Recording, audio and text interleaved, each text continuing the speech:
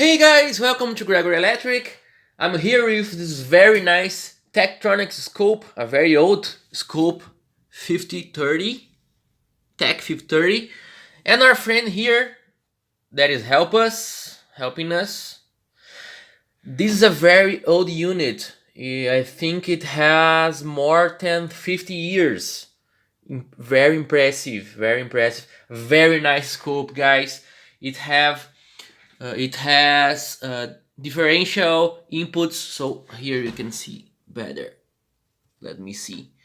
Plus and minus, a differential input, a current probe input, two channels, and I'm gonna repair this unit.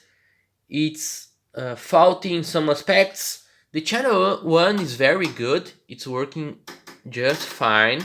I need to compensate the probe, but I need a older probe, I think, with a better compensating capacitor, a bigger compensating capacitor, because this normal probe here don't have the range for getting the adjust. So you can see that if I try to adjust this, I cannot adjust because I think we need to have more capacitance here to compensate for this really old front end.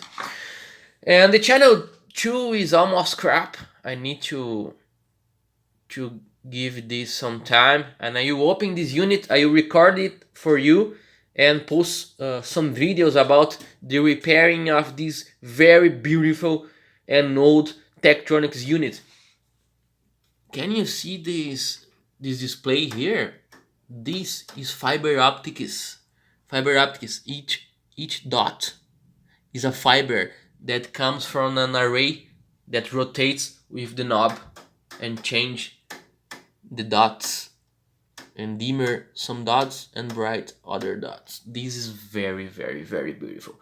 So our friend here that don't have a name, still don't have a name, let's find a name for our friend that you're gonna help us in repairing this very nice unit.